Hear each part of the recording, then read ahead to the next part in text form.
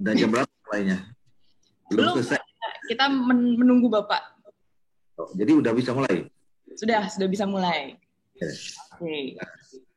Baik, mungkin Pak Mada sudah bisa ini dinyalakan videonya? Oke. Baik, selamat sore teman-teman Perludem, Rumah Kebangsaan, dan juga dari Policy Lab. Selamat sore juga untuk ketiga pembicara kita, Bapak Ahmad Doli Kurnia dari DPR selaku Ketua Komisi 2, kemudian ada Mbak Titi Anggraini dari Perludem, dan juga Bapak Mada Sukmajati dari UGM. Hari ini kita akan bahas tentang RUU Pemilu. Jadi RUU Pemilu ini sudah mulai masuk pembahasan. Ini ada dalam daftar prolegnas seperti yang tadi saya sudah sampaikan. DPR sepertinya tengah mempersiapkan supaya ada cukup persiapan bagi pemilu 2024. Ada beberapa isu yang saya sudah catat. Kalau menurut DPR ada 9 isu ya Pak ya, kemarin 4 isu yang cukup baru dan 5 isu klasik. Saya akan langsung mulai. Jadi nanti untuk pembicara, untuk peserta bisa memberikan pertanyaan dan juga komentar di kolom questions and answer.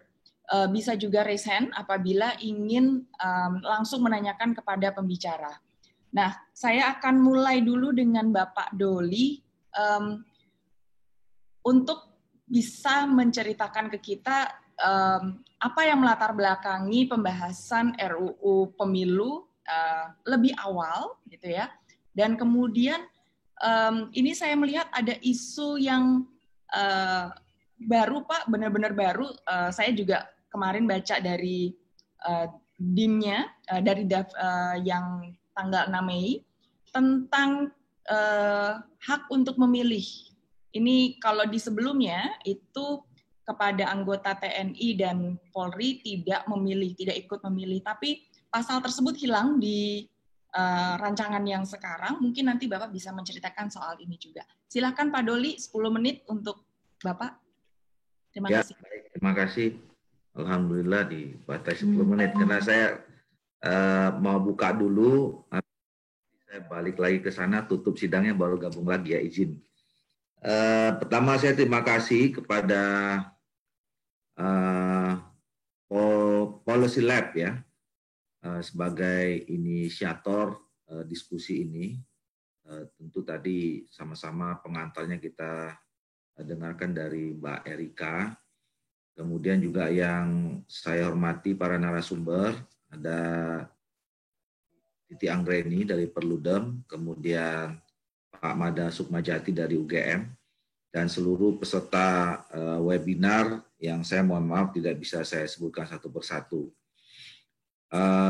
Ya tentu kami berterima kasih juga sebetulnya ada kelompok-kelompok masyarakat yang sejak ini mulai mengambil peran atau membuka wacana di publik tentang pembahasan RUU Pemilu ini. Jadi sebenarnya kami sejak awal dilantik ya, tanggal 1 Oktober, kemudian di Komisi 2 kami melaksanakan rapat-rapat internal. Ada semangat yang kuat di para anggota Komisi 2 ini untuk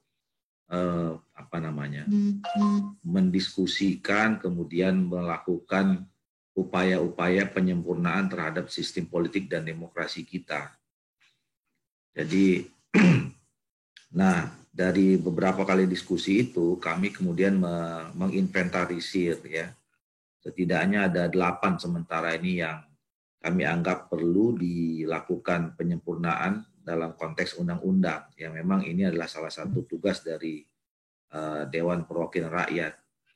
Nah, 8 undang-undang itu adalah pertama Undang-Undang Pemilu, kemudian Undang-Undang Pilkada, kemudian yang ketiga adalah Undang-Undang Partai Politik, kemudian yang keempat adalah Undang-Undang MD2, kemudian yang kelima Jadi yang tadi 4 itu kita kategorikan atau masuk klaster proses demokrasi atau proses politik. Gitu.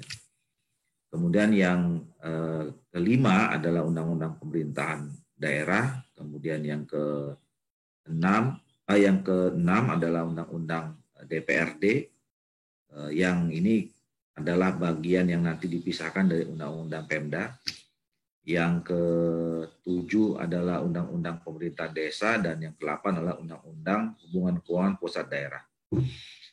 Nah, kemudian kami menyusun mana yang menjadi prioritas, karena di dalam mekanisme tata tertib di DPRD kan sekarang ada keterbatasan. 1 tahun hanya boleh 1 yang menjadi inisiatif DPR. Maka kalau tadi saya sebut klaster itu proses, kemudian yang sisanya 4 lagi itu adalah produk, ya, kita anggap produk lah, produk dari proses politik atau demokrasi itu. Nah, lantas kami harus memilih, tentu harus sebelum produk harus melalui prosesnya dulu.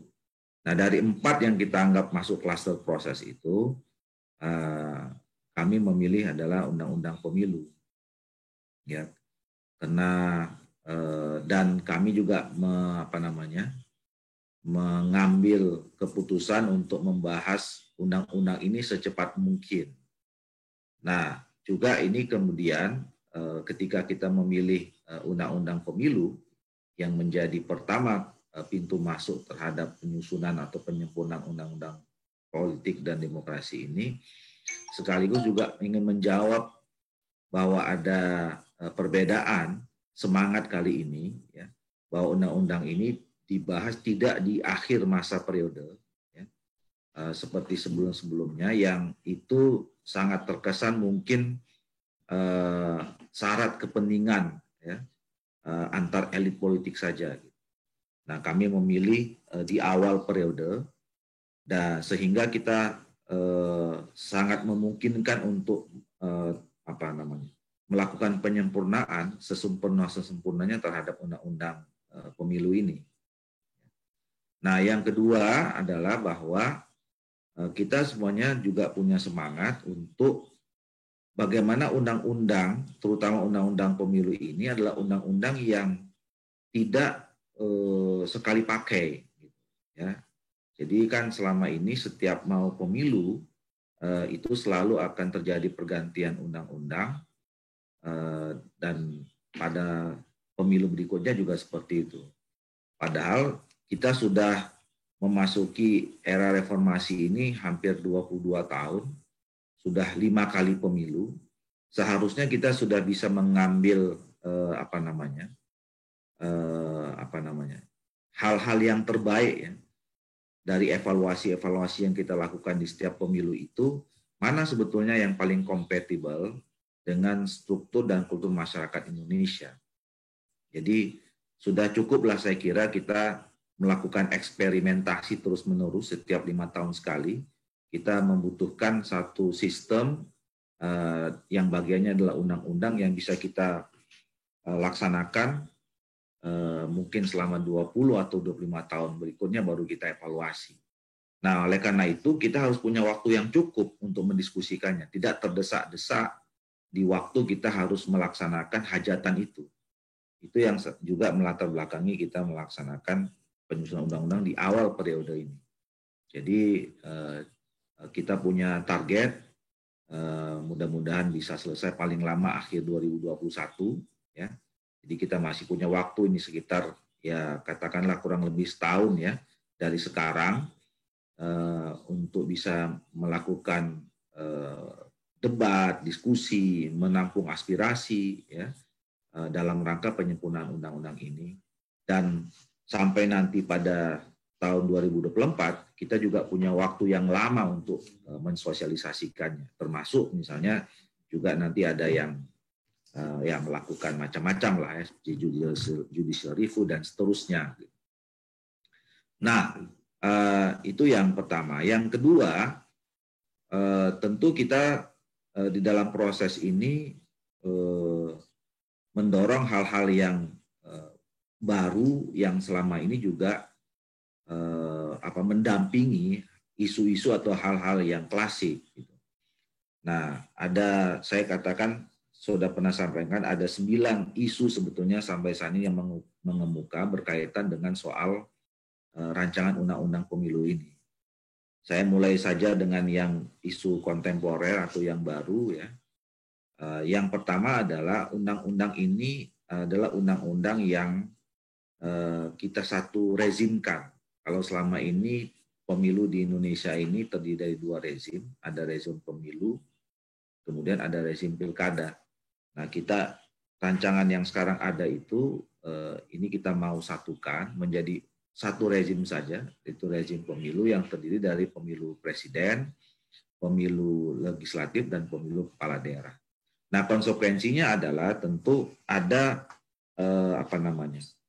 pembagian-pembagian dikaitkan dengan keserentakan, ya, di mana memang sudah pernah berlangsung, ya, kemudian juga terakhir ada putusan MK berkaitan dengan itu, maka di dalam rancangan undang-undang ini ada pembagian ya, yang disebut sebagai pemilu nasional dengan pemilu daerah.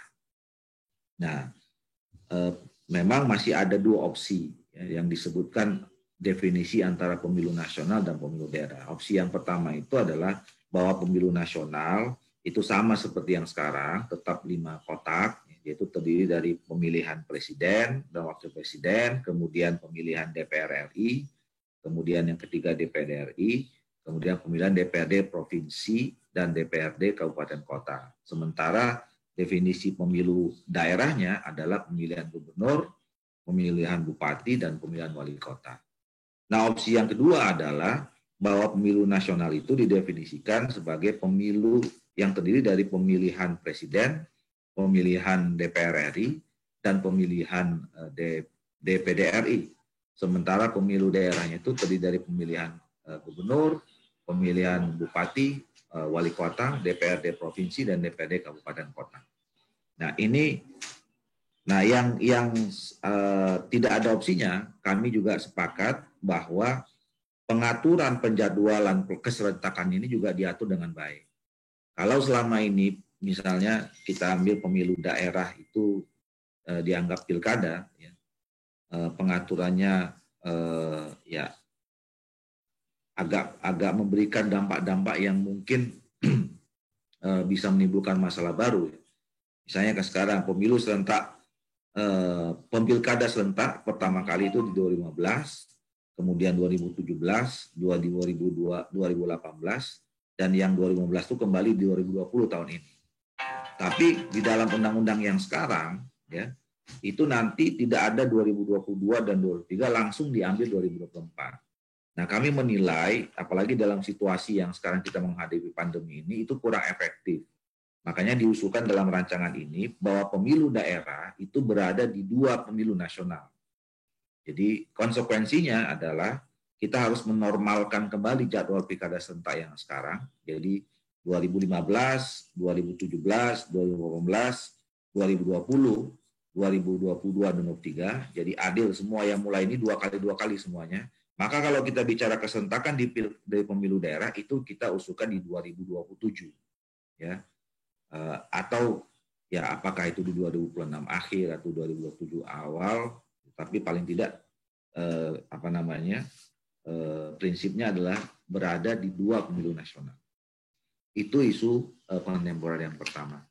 Kemudian yang kedua adalah ada semangat bahwa dalam undang-undang ini harus juga mulai agak kita insist ya, mendorong adanya penghilangan atau paling tidak meminimalisir terjadinya praktik-praktik moral hazard pemilu seperti money politics, political transactional, dan seterusnya gitu. Karena kita mengetahui persis pemilu kita ini high cost ya. Bahkan sebetulnya yang tidak resmi lebih mahal dibandingkan yang tidak resmi.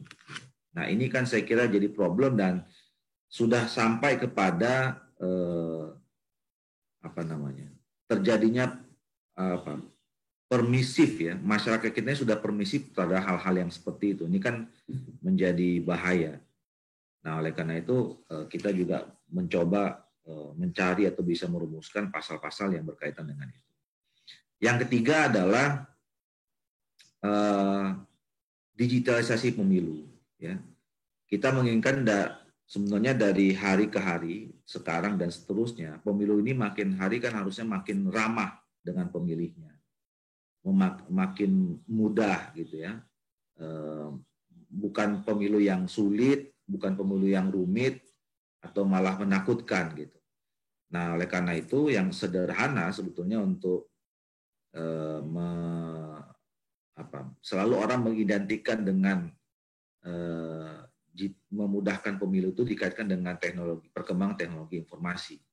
Makanya sekarang sebetulnya harus digali ya konsep elektronisasi, baik elektronisasi rekapitulasi seperti yang sekarang banyak didiskusikan atau yang diusulkan oleh KPU, maupun juga e-voting. Walaupun e-voting ini mungkin sudah mulai terkoreksi ya, atau terevaluasi di negara-negara maju karena masih ternyata rawan juga terhadap manipulasi dan seterusnya.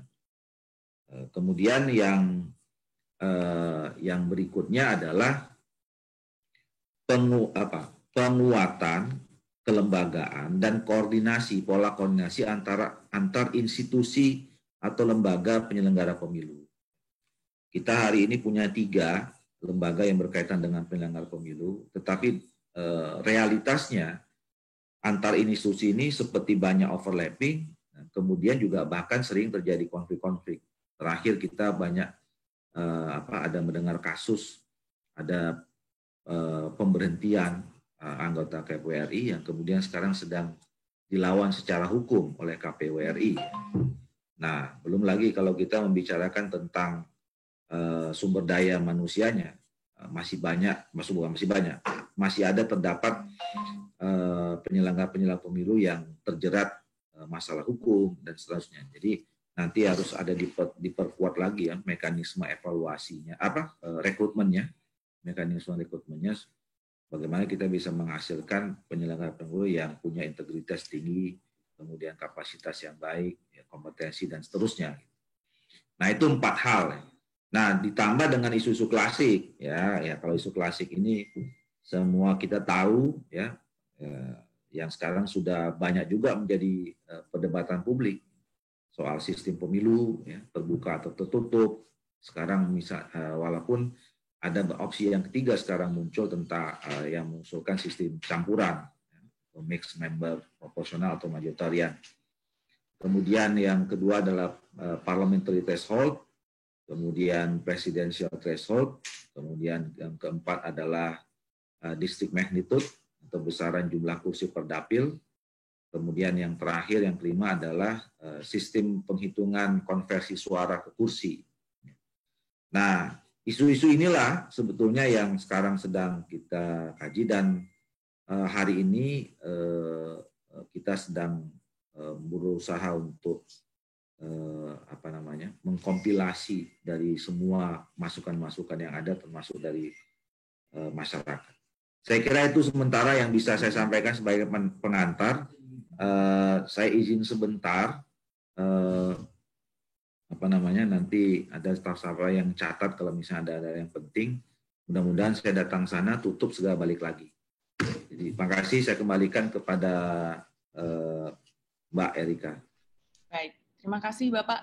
Tadi ada satu pertanyaan yang mungkin belum dijawab oleh Bapak mengenai pasal hak memilih bagi anggota TNI dan kepolisian yang saya tidak lihat di RUU yang sekarang. Kalau di Undang-Undang 7 tahun 2017 itu ada pasalnya tersendiri, tapi untuk yang di RUU ini saya nggak melihat ada pasal soal itu.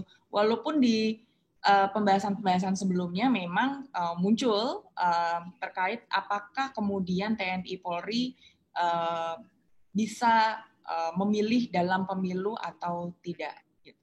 Mungkin nanti setelah Bapak kembali bergabung bisa menjawab soal ini. Baik. Terima kasih Bapak. Kita harap Bapak bisa kembali lagi bergabung nanti.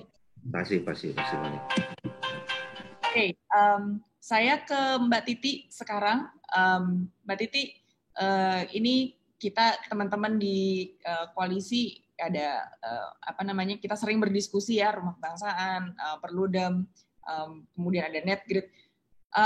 Ada beberapa catatan-catatan evaluasi dari pemilu sebelumnya ya, terkait salah satunya kemarin adalah keserentakan antara pemilu legislatif dengan pemilu presiden yang ternyata tidak semudah yang kita bayangkan gitu ya.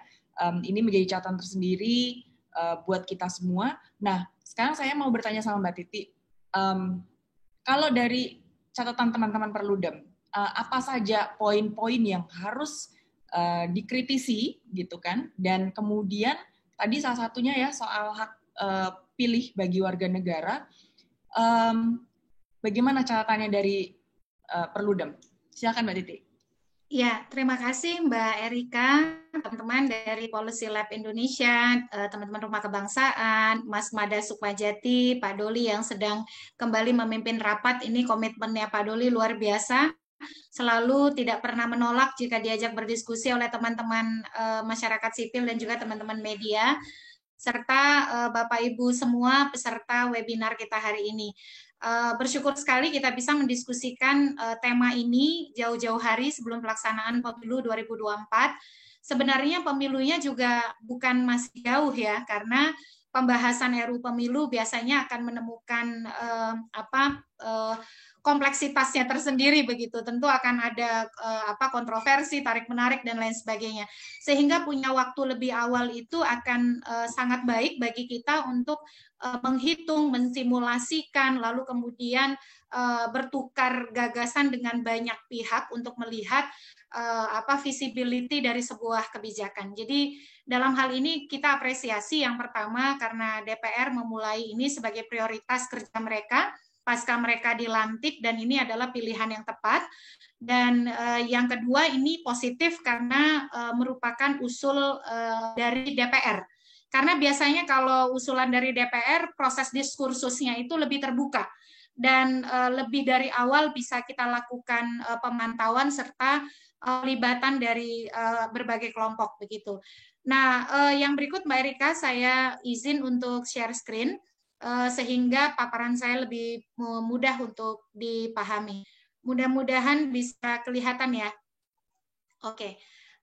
Yang pertama saya mengambil judul memastikan undang-undang pemilu yang demokratis. Jadi yang demokratis itu bukan hanya proses pemilunya, penyelenggaraan ataupun proses penegakan hukumnya harus demokratis. Tetapi dari awal untuk mewujudkan pemilu yang demokratis kuncinya adalah pada regulasi pemilu atau undang-undang pemilunya yang harus juga demokratis.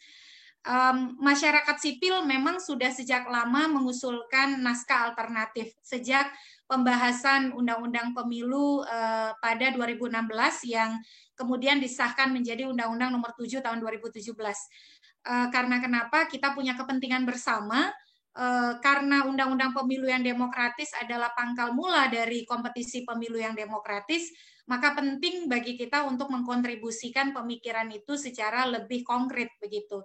Memang banyak hal dari naskah usulan RUU Pemilu versi masyarakat sipil ini yang harus diupdate atau harus diperbaharui dengan perkembangan dinamika ketatanegaraan dan kepemiluan kita. Nah, bagaimana kemudian kita semua memaknai pemilu yang demokratis tadi ya? Pertama, demokrasi itu dalam konteks Indonesia niscaya dilakukan dalam praktik demokrasi konstitusional. Artinya apa? Demokrasi yang dijalankan untuk memenuhi prinsip kedaulatan rakyat, tapi juga berbasiskan pada negara hukum atau berbasis hukum begitu. Demokrasi mesti dilaksanakan berdasarkan hukum, tetapi hukum itu bukan hanya harus dibuat secara demokratis, tetapi isi atau substansinya harus pula demokratis. Proses pembuatan undang-undang pemilu tidak hanya harus disusun melalui proses yang demokratis dengan partisipasi publik dan diskursus yang deliberatif, tetapi isi undang-undang pemilu juga harus merupakan penjabaran prinsip-prinsip pemilu demokratis. Jadi kita bicara proses dan isi ini, Mbak Erika. Nah, ini yang penting untuk menjadi penekanan kita bersama begitu ya. yang selanjutnya adalah kalau kita bicara demokrasi konstitusional, demokrasi berdasarkan hukum, regulasi pemilu atau undang-undang pemilu yang proses dan substansinya harus sama-sama demokratis, maka dalam konteks Indonesia ada urgensi untuk mengkodifikasikan pengaturan pemilu dan pilkada dalam satu naskah. Kalau sekarang kan undang-undang pemilunya masih terpisah antara undang-undang pemilu dengan undang-undang pilkada. Maka ke depan kodifikasi undang-undang pemilu yang mengatur dalam satu naskah pemilu dan pilkada itu menjadi sangat urgent. Dan kita apresiasi draft RUU pemilu yang sekarang itu mengatur dalam satu naskah undang-undang pemilu dan ataupun pilkadanya dalam satu rancangan undang-undang. Dan kami berharap ini dipertahankan sampai ujung, Mbak Erika. Jadi pengaturan pemilu dan pilkada dalam satu naskah ini juga sejalan dengan desain keserentakan pemilu yang diputuskan Mahkamah Konstitusi dalam putusan MK nomor 55 garis miring PUU strip 17 Romawi garis miring 2019 yang kemarin memaknai kembali, meredefinisi kembali soal model-model keserentakan gitu ya. Kan di putusan MK itu pemilu serentak dimaknai tidak hanya harus seperti serentak 5 kotak pada pemilu 2019 lalu, tetapi juga bisa dalam model lain, asalkan ini keywordnya atau kata kuncinya, pemilu DPR, pemilu DPD, pemilu presiden dan wakil presiden tidak dipisahkan, tetapi dijalankan secara bersamaan, hari pemungutan suaranya berlangsung bersamaan. Tetapi bagaimana kombinasinya itu diserahkan pada pembuat undang-undang. Nah, karena Mahkamah di dalam putusan nomor 55 ini tidak memisahkan antara pemilu dan pilkada, maka RUU pemilu sudah tepat mengatur pemilu dan pilkada dalam satu naskah.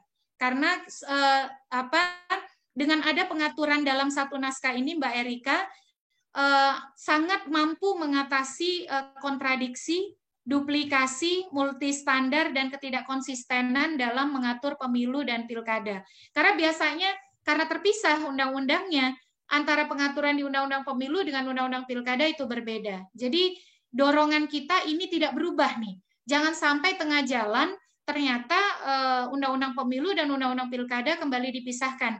Sebab DPD misalnya saat ini sedang akan uji sahih draft perubahan RUU Pilkada begitu. Lebih baik bagi kami di satu naskahkan saja dan tidak dipisahkan. Yang berikut, kalau bicara soal tema kita hari ini, RUU Pemilu mau dibawa kemana gitu ya istilahnya, kami berpandangan RUU Pemilu kita Mbak Erika sebagai poin-poin sebagai berikut. Yang pertama, RUU Pemilu harus menjamin pengaturan yang konstitusional. Maksudnya apa? Konstitusionalitas pengaturan akan mempengaruhi kondusivitas implementasi undang-undang pemilu. Jadi, mengatur substansi yang punya kecenderungan inkonstitusional itu akan mengganggu implementasi pemilu yang demokratis. Bisa dibayangkan Mbak Erika, kalau pembuat undang-undang mengatur sebuah topik substansi yang misalnya jelas-jelas sudah pernah dibatalkan oleh Mahkamah Konstitusi, lalu kemudian dihidupkan kembali, maka akan mengganggu kondusivitas atau daya laku dari undang-undang pemilu ini. Belum apa-apa akan banyak gugatan ke Mahkamah Konstitusi.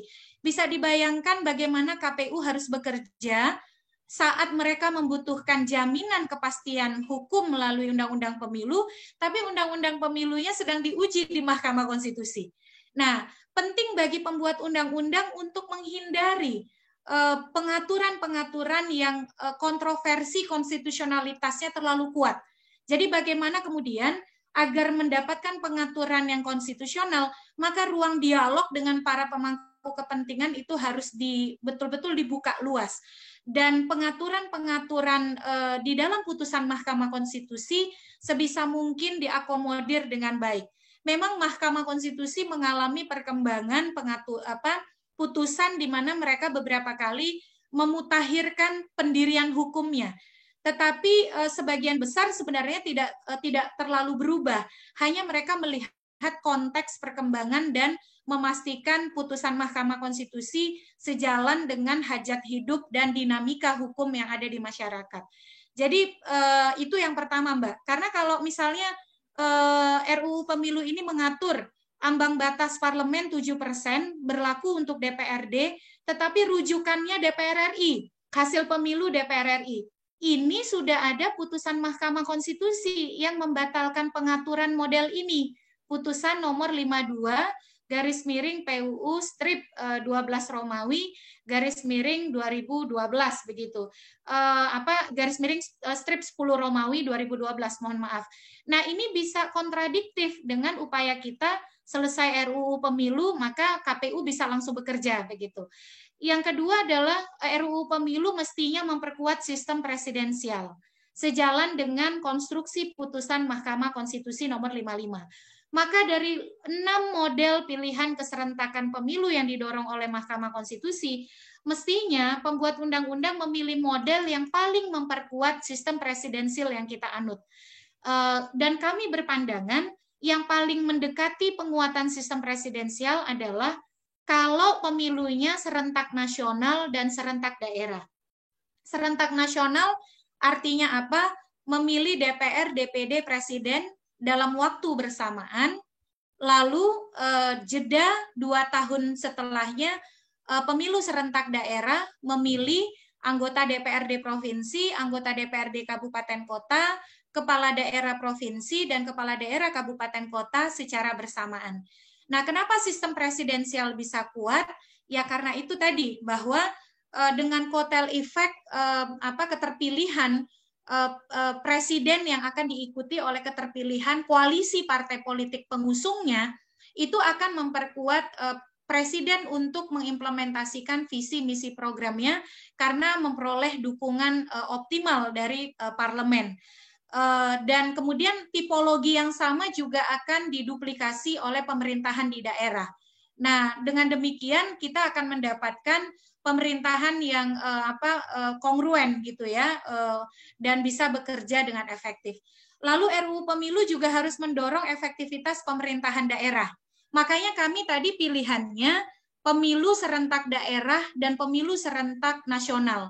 Kalau kita ingin memperkuat efektivitas sistem presidensial di nasional dengan presiden yang bekerja bisa optimal dengan daya dukung dari parlemen, maka hal yang sama juga harusnya bisa diduplikasi di daerah melalui keterpilihan gubernur dan bupati wali kota yang juga didukung oleh kekuatan signifikan di parlemen. Yang keempat, Mbak Erika, RUU Pemilu semestinya juga mampu menjaga konsistensi pada sistem proporsional yang kita anut. Artinya apa?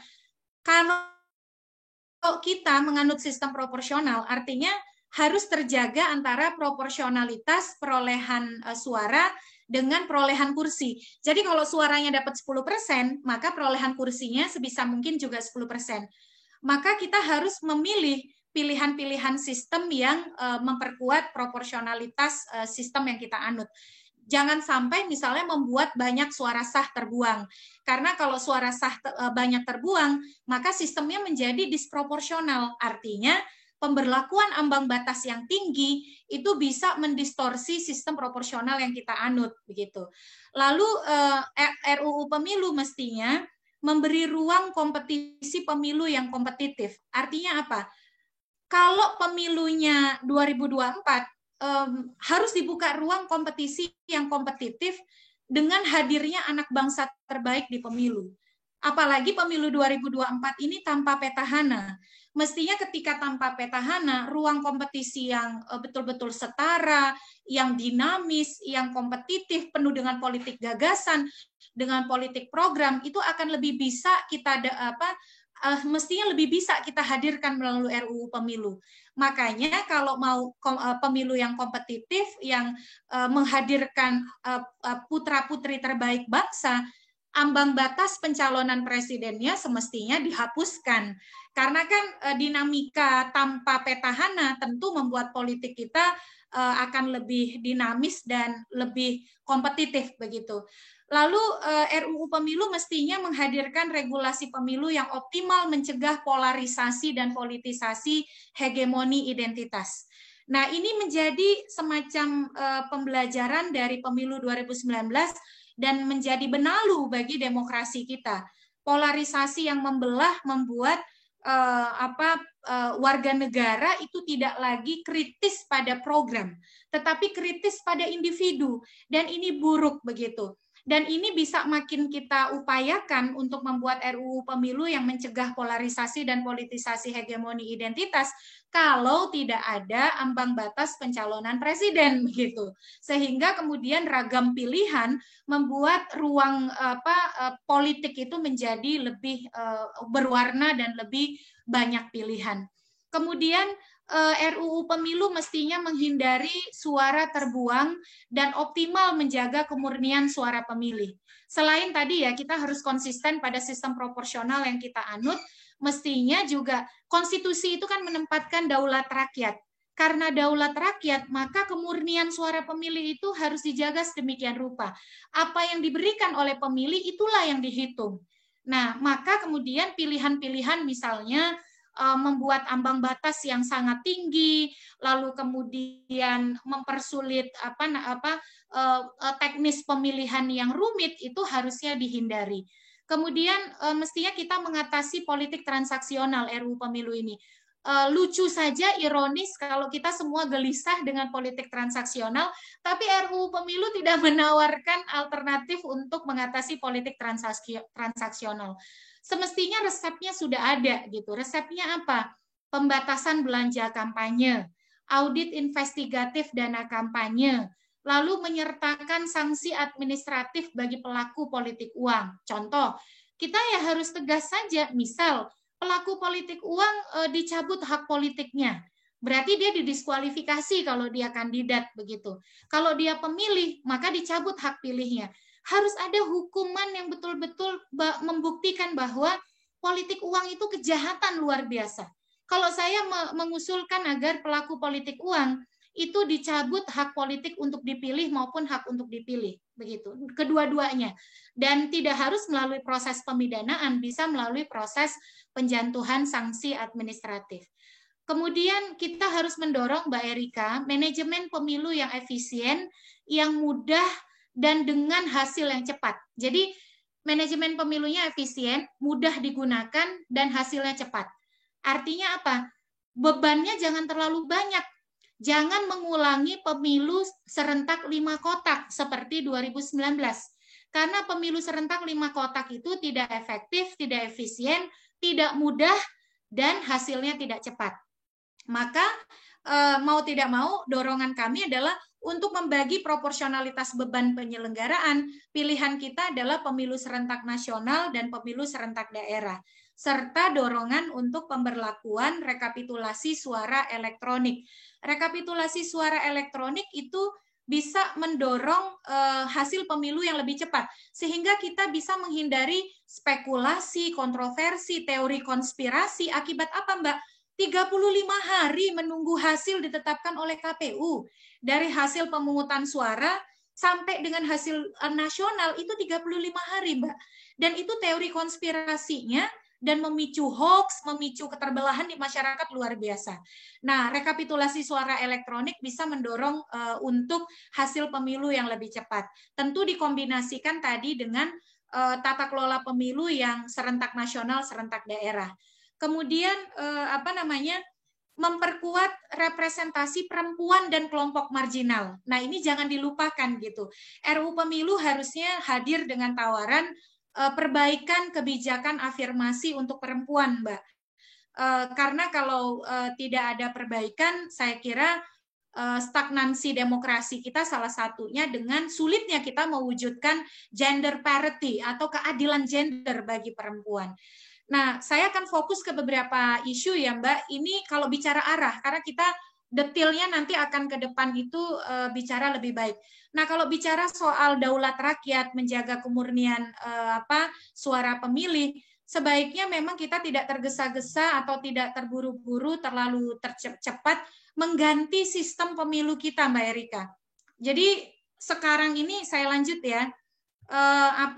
Roadmap penjadwalan pemilunya DPR kan sekarang yang mereka usulkan seperti ini ya. Pemilunya di 2024 itu tetap 5 kotak, tetapi sistemnya closed list. Nah, lalu ambang batasnya 7% dan alokasi kursinya 3-8. Menurut kami kita tidak perlu berubah ke close list kalau kita konsisten dengan pemilu serentak nasional. Kalau di draftnya DPR ini pemilu serentak nasionalnya itu baru di 2029, Mbak Erika. Di 2024 itu tetap pemilu 5 kotak. Bagi kami itu tidak efektif dan tidak efisien. Kenapa harus menunda di 2029 pemilu serentak nasionalnya? Langsung saja dilakukan di 2024. Memilih DPR, memilih presiden, memilih DPD. Dan kita tetap bisa mempertahankan sistem pemilu proporsional terbuka. Toh juga sistemnya lebih sederhana, jabatan yang dipilih lebih sedikit, aktor-aktor yang berkompetisi juga tidak lebih banyak. Maka kami menganggap tidak perlu menunda pemberlakuan pemilu serentak nasional. Langsung pemilu serentak nasionalnya di 2024 memilih DPR, DPD, presiden bersamaan. Nah, lalu kemudian diikuti dengan normalisasi pemilu DPRD dan pilkada. Jadi kalau kami usulnya seperti ini, Mbak Erika.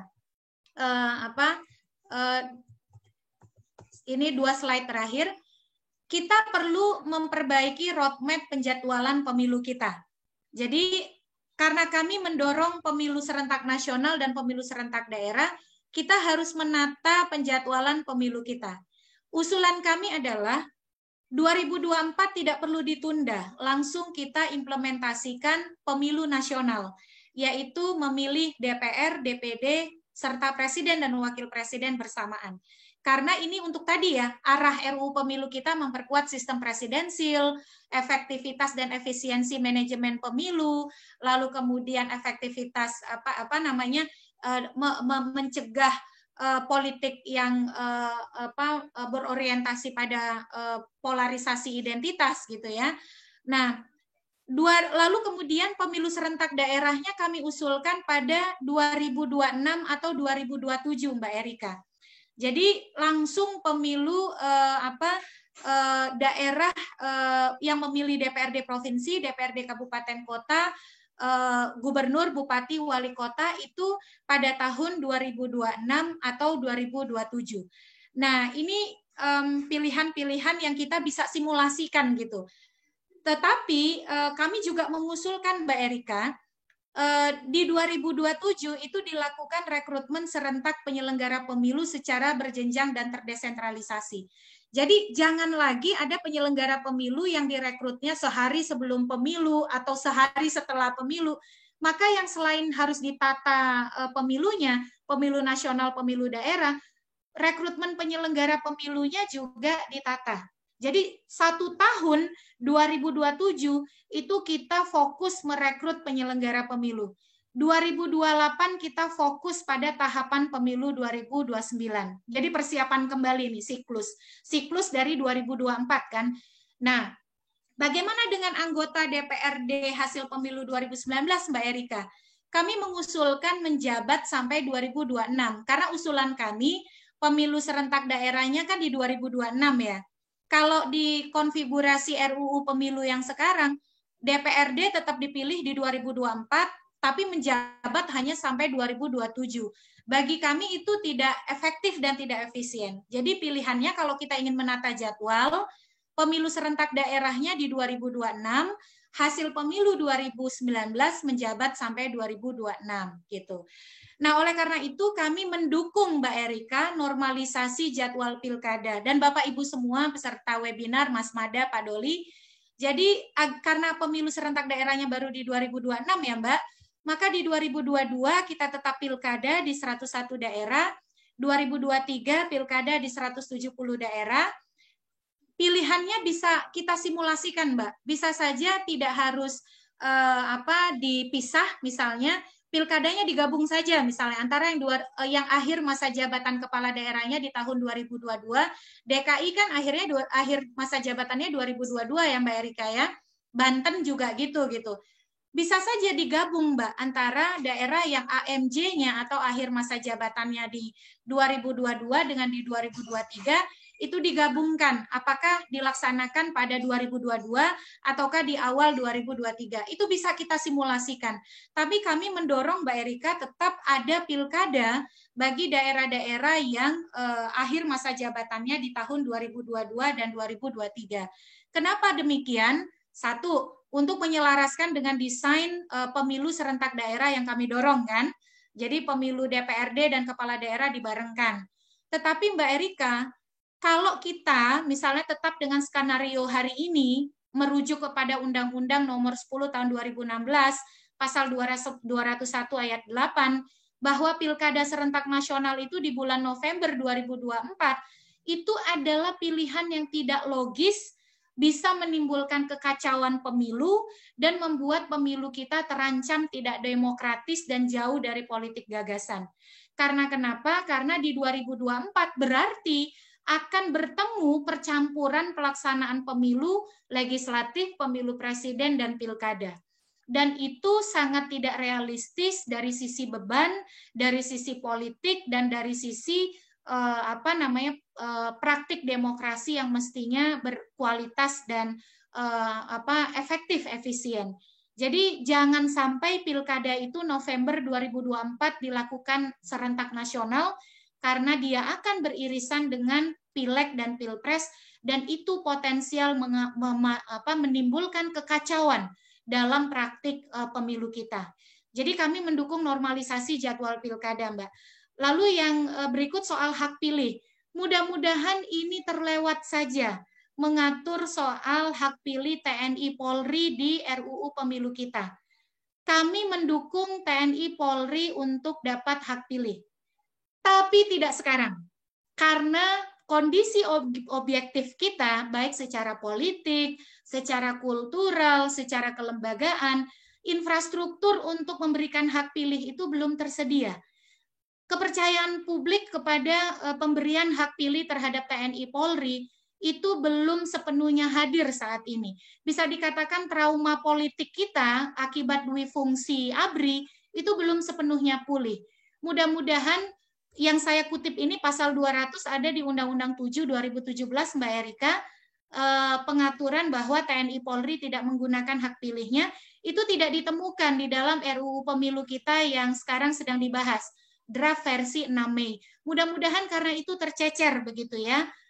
Karena kalau itu betul-betul tidak diatur bisa menimbulkan kontroversi baru dan kecurigaan di masyarakat kita, apalagi di tengah situasi hari ini misalnya ya. Kemarin saja penjabat atau PLT gubernur, bupati, wali kota diisi oleh polisi aktif. Kontroversinya sangat luar biasa. Dianggap akan ada upaya untuk misalnya mengisi TNI Polri aktif ke dalam jabatan-jabatan sipil. Nah, kita belum siap. Infrastruktur politik, sosial, dan juga kelembagaan kita belum siap dengan pemberian hak pada TNI Polri untuk memilih di pemilu, Mbak Erika. Nah, yang terakhir soal ambang batas. Jadi soal ambang batas ini kami berharap DPR tidak memaksakan ambang batas yang tinggi gitu ya. Kalau Perludem itu kan usulan ambang batasnya cuma 1%, karena hitung-hitungan kami ya untuk menjaga proporsionalitas maka 1% itu sudah cukup. Apa sih dampak ambang batas parlemen terhadap proporsionalitas pemilu kita? Yang pertama, ambang batas mempengaruhi jumlah suara yang tidak terkonversi menjadi kursi. Yang kedua, dalam sistem pemilu proporsional, suara yang tidak terkonversi menjadi kursi atau suara terbuang itu menjadi wasted votes. Jadi, suara yang tidak terkonversi itu menjadi suara terbuang. Lalu suara terbuang adalah total jumlah suara sah pemilih yang diberikan kepada partai politik yang tidak bisa diikutkan di dalam perhitungan perolehan kursi. Dan suara terbuang mempengaruhi proporsionalitas penghitungan perolehan kursi. Dan ini bisa membuat deviasi antara perolehan suara partai politik dengan perolehan kursi dalam persentase yang mengakibatkan disproporsionalitas. Nah, dampaknya Mbak Erika ini terakhir ya, kalau ambang batasnya tinggi tanpa perhitungan yang akademik, yang logis, bisa membuat banyak suara terbuang atau wasted votes, mengakibatkan disproporsionalitas sistem pemilu kita. Padahal kan sistem pemilu kita proporsional. Harusnya arah RUU pemilu itu menjaga proporsionalitas pemilu kita. Bisa memicu konflik akibat ketidakpuasan atas hasil pemilu yang dianggap tidak mewakili pilihan politiknya. Kemudian bisa memicu praktik politik uang karena memicu pragmatisme peserta pemilu karena ambang batasnya tinggi, lalu mengambil jalan pintas untuk melakukan politik transaksional demi memperoleh suara. Lalu yang berikut, bisa mempersulit kehadiran perempuan, anak muda, dan kelompok minoritas di pemilu. Karena makin sulit bagi partai untuk memperoleh kursi. Sementara ruang gerak perempuan, anak muda, dan kelompok minoritas biasanya itu tersebar di banyak partai. Nah, yang paling terdampak itu kebanyakan biasanya perempuan, Mbak Erika. Contoh kemarin, PSI yang tidak lolos, Grace Nathalie, Samara Amani, begitu ya, itu kan juga perempuan yang harusnya dapat kursi malah tidak dapat kursi. Maka kami meminta agar ambang batas ini dihitung dengan metode akademik yang akuntabel. Makanya Mbak Erika, ini breaking news, kami hari ini memasukkan uji materi ke Mahkamah Konstitusi menguji ambang batas parlemen. Kami menguji konstitusionalitas ambang batas parlemen di Undang-Undang Nomor 7 Tahun 2017 yang kami anggap dihitung tidak menggunakan metode yang berdasarkan perhitungan akademik dan tidak akuntabel, sehingga pemilu yang harusnya akuntabel itu dicederai karena penerapan ambang batas yang dihitung dengan tidak menggunakan metode yang akademik dan akuntabel tadi. Nanti rilisnya akan segera beredar, uji materinya baru kami masukkan hari ini. Terima kasih banyak. Assalamualaikum warahmatullahi wabarakatuh. Mohon maaf ini saya kalau sudah ngomong Kak Mada tidak bisa berhenti. Maaf ya. Oke, nggak apa-apa. Tapi ini menjadi sangat penting apa yang tadi dipaparkan oleh Mbak Titi terkait tadi ada beberapa isu yang memang harus menjadi pertimbangan dalam pembahasan RUU Pemilu ini. Nah, sekarang kita akan ke Bapak Mada. Pak, ada beberapa hal yang mungkin bisa disampaikan terkait. Yang pertama mungkin sistem pemilunya. Nah, ini kan selalu ada niatan untuk mengubah sistem pemilu. Sedangkan tadi Mbak Titi juga sudah menyampaikan bahwa kita harus menguatkan sistem presidensial kita, gitu kan. Jadi jangan sampai kemudian sistem presidensial kita tidak berjalan dengan maksimal. Terus yang kedua adalah terkait dengan koalisi. Nah, ini biasanya terkait dengan koalisi tidak bisa berjalan dengan maksimal, terutama pada saat berjalannya pemerintahan. Nah, mungkin Bapak Mada bisa memberikan penjelasan terkait dengan kedua hal ini. Silakan Pak Mada. Baik, terima kasih Mbak Erika. Saya bisa share screen ya, agar saya nggak lupa beberapa catatan yang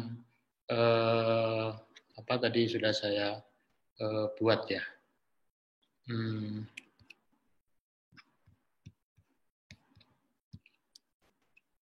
Bisa kelihatan nggak ya?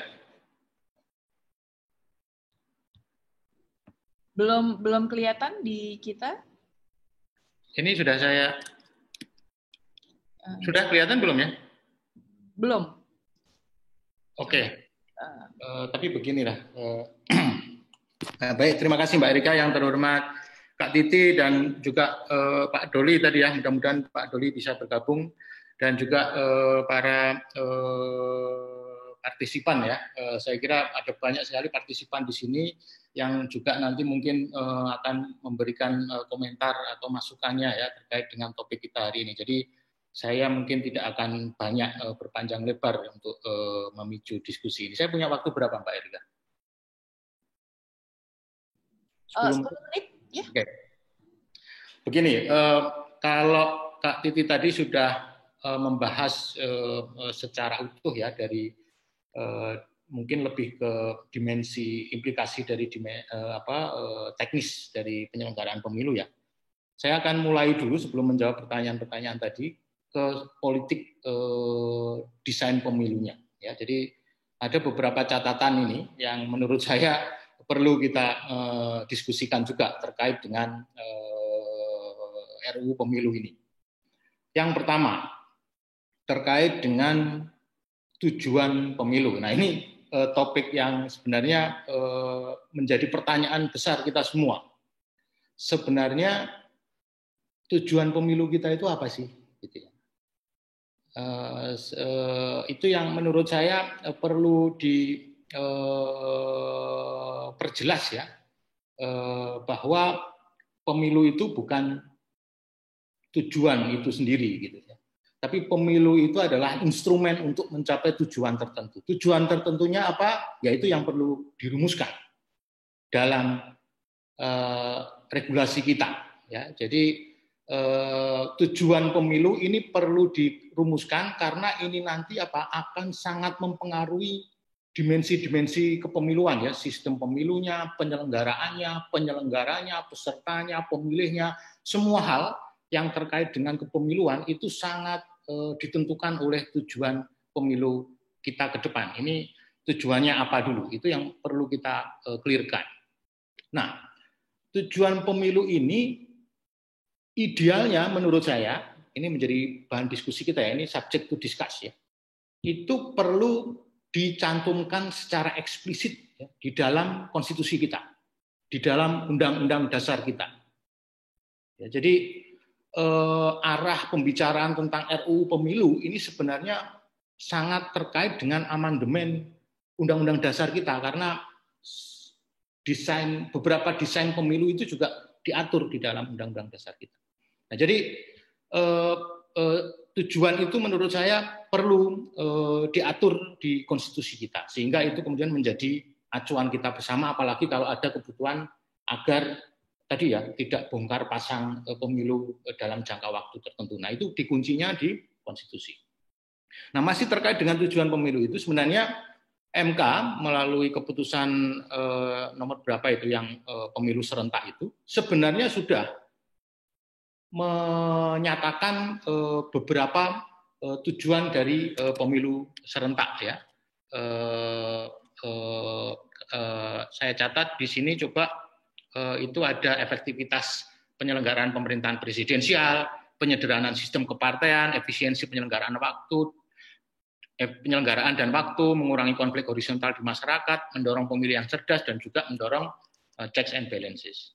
Nah, apakah ini pertanyaannya? Apakah ini yang kemudian nanti perlu kita eksplisitkan sampai di level undang-undang dasar, sehingga tujuan pemilu itu kemudian kita kunci di situ dengan tadi meminjam putusan MK terkait dengan, atau ya kita merumuskan tujuan yang mungkin agak berbeda dengan tujuan MK, atau mungkin bahkan berbeda sama sekali dengan tadi yang sudah dirumuskan oleh MK, sehingga kemudian melatar belakangi keputusan MK untuk penyelenggaraan pemilu serentak 5 kota.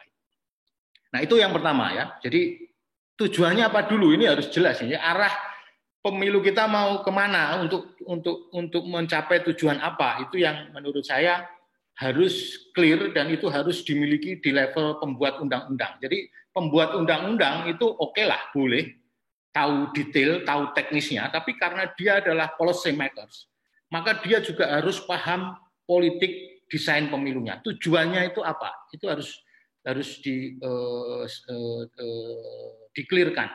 Terlepas dari apapun pilihannya, ada banyak pilihan, masing-masing punya konsekuensi, masing-masing punya risiko, itu silahkan saja, tapi harus ada tujuan yang clear terkait dengan pemilu ini untuk apa. Gitu. Itu yang pertama. Yang kedua, nah ini masih terkait dengan yang pertama tadi, pengaturan desain pemilu. Nah, menurut saya, tadi saya sudah sampaikan, ini sebenarnya nyambung dengan amandemen. Ini mumpung waktunya pas, meskipun saya nggak tahu visibilitasnya seperti apa, itu perlu dipikirkan lagi penataan pemilu kita di level atau di tingkatan regulasi itu seperti apa. di konstitusi itu seperti apa? Prinsip-prinsip dasar saya kira oke begitu. Tapi misalnya apakah pencalonan presiden ambang batas itu perlu diatur di konstitusi? Apakah misalnya soal KPU itu juga perlu diatur di dalam konstitusi? Apakah soal penentuan pemenang presiden itu juga diatur di konstitusi? Apakah sedetail itu diatur di konstitusi? Nah, ini saya kira sekaligus nanti momentum penataan desain kepemiluan kita di semua level regulasi kita. Saya kemarin beberapa 2 hari yang lalu saya diminta Badan Pengkajian MPR juga, saya juga sampaikan ide ini bahwa ini juga momentum untuk kemudian menata desain pemilu kita yang tingkatannya di Undang-Undang Dasar. Tadi kalau memang arahnya adalah perbaikannya yang tidak bongkar pasang ya ke pemilu kita ini. Yang tadi jangka panjang tadi. Yang ketiga, kita perlu ingat desain pemilu itu ditentukan oleh DPR dan pemerintah. Ya, tapi juga desain pemilu kita itu juga ditentukan oleh lembaga-lembaga yang lain. Jadi tidak hanya lembaga legislatif dan lembaga eksekutif, tapi juga ada lembaga yudikatif di situ. MK, MA itu sangat punya peran dalam ikut menentukan desain pemilu kita itu seperti apa. Ya, jadi ini juga sudah kita kupas tuntas di bukunya KPU Tata Kelola Pemilu kita gitu. Jadi tidak ada lembaga tunggal di negeri ini yang dominan dalam mendesain tata kelola pemilu kita. Ada banyak sekali lembaga yang seringkali itu tidak ada koordinasi di antara mereka, sehingga kemudian putusan MK nggak nyambung dengan yang lain, atau ada kemudian punya implikasi terhadap banyak hal, terhadap misalnya pemecatan Bu Evi KPU kemarin dan seterusnya. Itu adalah indikasi yang menunjukkan tidak adanya koordinasi antar lembaga-lembaga ini yang notabene merekalah pembentuk desain kepemiluan di negeri ini, sehingga harusnya itu ada koordinasi, ada integrasi di antara lembaga-lembaga ini, sehingga kemudian desainnya itu tidak centang perenang gitu, tapi kemudian terintegrasi antara satu sama lain. Itu yang ketiga. Yang keempat, saya setuju tadi bahwa ini momentum kemudian kita untuk melakukan evaluasi, melakukan kajian-kajian, melakukan simulasi-simulasi, dan kita berharap dengan waktu yang panjang ini kemudian peran atau partisipasi masyarakat sipil dalam proses mengawal penataan desain kepemiluan kita itu juga tinggi partisipasinya begitu. Sehingga tadi keputusan-keputusannya itu yang menggunakan pertimbangan politik itu bisa diminimalisir. Meskipun ini catatan saya berikutnya, mau bagaimanapun juga masyarakat sipil ini mendesakkan ide atau gagasannya, undang-undang pemilu itu yang membuat tetap DPR dan pemerintah. Ya, jadi ini undang-undang yang salah satu undang-undang ya, selain undang-undang Parpol dan undang-undang MD3, undang-undang yang langsung mengatur sendiri atau menentukan nasib para pembuat undang-undang itu sendiri. Nah, itu jangan lupa kita bahwa undang-undang ini mengatur langsung para pembuat. Artinya apa? Artinya ya bisa jadi kontestasinya itu akan sangat tinggi. Meskipun juga bisa jadi akan sangat rendah gitu. Tapi apalagi tadi ya dalam konteks Pilpres 2024 yang tidak ada petahananya. Nah, jadi menjadi sangat terbuka dan hampir sudah bisa dipastikan bahwa pertimbangan-pertimbangan politis itu pasti akan mendasari pembuatan undang-undang pemilu itu. Yang namanya DPR, masuk pertimbangan-pertimbangannya non politis kan nggak mungkin gitu ya.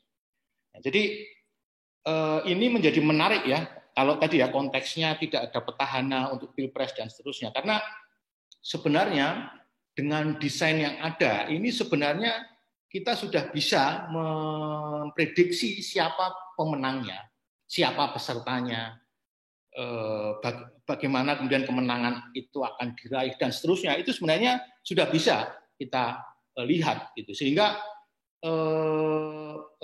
bisa jadi proses pembuatan undang-undang ini nanti akan sangat kontestatif gitu ya, di antara kekuatan-kekuatan di DPR, karena ada, apalagi kalau kaitannya dengan mengintegrasikan pilkada ya dalam rejim pemilu. Nah, itu ada kebutuhan besar di situ bagi partai politik untuk kemudian juga bisa menjadi pemenang dalam pemilu-pemilu lokal begitu. Nah, jadi saya tidak tahu apakah nanti dorongan ini yang kemudian akan membuat intensitas dan kontestasi dalam proses pembuatan undang-undang pemilu ini akan menjadi sangat besar begitu, atau kembali lagi seperti sebelum-sebelumnya ya, bahwa ada kompromi dan seterusnya. Saya pernah ketemu dengan Ketua Komisi 2 yang periode lalu ketika pengesahan Undang-Undang 7 itu. Disampaikan bahwa sebenarnya Golkar dan PDIP itu juga pro dengan sistem tertutup ya, tapi Pak siapa yang sekarang jadi Menteri Pemuda dan Olahraga itu, beliau itu menyampaikan bahwa ya kami juga tepos liro, bahwa kami juga ini kan bersama-sama dan seterusnya begitu, sehingga ada akomodasi di situ, sehingga pilihannya adalah masih terbuka begitu. Nah, jadi apakah ini nanti juga akan ada kompromi seperti itu? Tapi menurut saya dari sini sebenarnya nanti sudah bisa kita prediksi dari desain kepemiluan kita yang diatur di Undang-Undang Pemilu itu, mana partai besar, mana partai menengah, mana partai kecil, atau bahkan juga mana partai yang kemudian tidak memenuhi ambang batas parlemen. Nah, jadi saya kira ini catatan-catatan ya yang terkait dengan politik pemilu yang mungkin ini perlu dipahami oleh kita bersama, karena pembahasan tentang teknis kepemiluan itu sangat terkait dengan hal-hal ini tadi. Kita mungkin bisa mendesak-desakkan gitu ya, tapi dunia akademis, dunia masyarakat sipil itu kan sangat berbeda dengan dunia politik, ya, dengan dunia parlemen. Tadi bahwa undang-undang ini justru mengatur langsung para pembuatnya. Jadi nasib terpilih atau tidak terpilih lagi dari para pembuat undang-undang ini kan ditentukan oleh undang-undang ini, gitu kan? Ditentukan oleh desain pemilu yang diatur di undang-undang ini. Jadi sangat rasional kalau pembuat undang-undang itu pasti akan mendorong desain pemilu yang memungkinkan mereka terpilih kembali dengan kesempatan yang besar di pemilu berikutnya begitu. Nah, saya kira itu beberapa hal yang mungkin perlu menjadi perhatian kita bersama. Saya masih punya waktu nggak, Mbak? Karena kalau sampai detail-detail ya bisa juga, tapi kan waktunya, dan saya kira lebih baik. Tapi begini ya, poin yang berikutnya, saya kira ada beberapa isu strategis ya yang menurut saya perlu diprioritaskan ya. Soal misalnya ada beberapa hal yang menurut saya bisa diprioritaskan dan mungkin tidak ya. Soal sistem pemilu mungkin perlu lagi didiskusikan, karena kita sudah menyelenggarakan 3 kali pemilu dengan sistem yang sama, sehingga layak untuk kita untuk mengevaluasi kembali sistem terbuka kita seperti ini, apakah itu sudah sesuai atau tidak dengan tujuan kita dalam menyelenggarakan pemilu. Waktu penyelenggaraan saya kira tadi sudah disampaikan secara panjang lebar oleh Kak Titi. Kemudian ambang batas parlemen saya setuju itu perlu didiskusikan, dan juga ambang batas pencalonan presiden saya kira itu juga perlu didiskusikan. Tapi begini ya, ini nyambung sebenarnya, saya lupa satu poin penting yang terkait dengan tujuan. Tujuan tadi sebenarnya sudah sempat saya singgung. Itu memang tidak bisa kita akan capai semua yang baik. Satu pilihan itu pasti punya kelebihan, kelemahan, konsekuensinya. Misalnya ya, kalau kita akan merumuskan tujuan itu selalu pertentangannya atau dilemanya atau yang tidak mudah kita kompromikan itu adalah antara pilihan apakah kita akan menciptakan sistem kepartean yang sederhana ataukah kita akan justru meningkatkan proporsionalitas.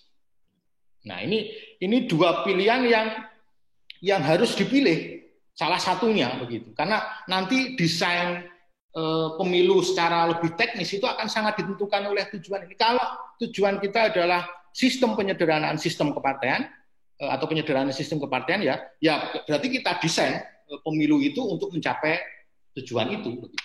Tapi sebaliknya kalau kita ingin mencapai tujuan tadi meningkatkan derajat proporsionalitas ya kita akan desain seperti itu. Sehingga harga yang harus dibayar kalau kita ingin menciptakan tujuan penyederhanaan sistem kepartean itu adalah derajat proporsionalitas. Sebaliknya, harga yang harus kita bayar kalau kita memilih tujuan derajat proporsionalitas itu adalah ya sistem keparteannya tidak bisa sederhana. Bagaimana menciptakan sistem kepartean sederhana kalau kita desain kita adalah mendorong peningkatan proporsionalitas. Nah, itu saya kira mungkin di situ dulu ya Mbak Erika ya. Tapi menurut saya di level ini harusnya ada Bang Doli ya tadi ya. Tapi di level pembuat kebijakan itu di situ dulu pembicaraannya. Jangan ke teknis. Kalau langsung ke teknis itu nanti ya itu bisa kemana-mana itu. Dan level pembuat kebijakan itu ya harusnya tidak terlalu teknis. Ya. Meskipun tahu teknisnya, gitu. Tapi yang tahu teknisnya justru KPU. Gitu. Jadi pembuat kebijakan itu lebih visioner, lebih mendasar, begitu loh, lebih yang sifatnya lebih prinsipil, begitu yang harus diperdebatkan itu. Nah, nanti yang teknis itu ya konsekuensinya saja. Saya kira itu dulu karena sekali lagi saya percaya ada banyak partisipan di sini yang kemarin katanya saya ikut mengiklankan acara ini Mbak Erika, jadi mungkin nanti perlu bayar royalti juga ke saya. Itu ada banyak yang katanya mau gabung dan saya kira kita sangat juga berharap komentar dari mereka ini yang juga sudah punya banyak pengetahuan, pengalaman kepemiluan. Kurang lebihnya mohon maaf, waktu saya kembalikan ke Mbak Erika. Terima kasih. Baik, terima kasih Bapak Mada untuk penjelasannya. Mbak Titi, apakah masih bergabung dengan kita? Ya, masih bergabung, Mbak Erika. Oke, baik. Ini kita sambil menunggu Bapak Doli, ini saya akan membacakan beberapa pertanyaan yang sudah masuk. Jadi ada pertanyaan yang kemarin diajukan melalui pendaftaran. Dan juga ada selama diskusi berlangsung juga ada beberapa pertanyaan yang masuk.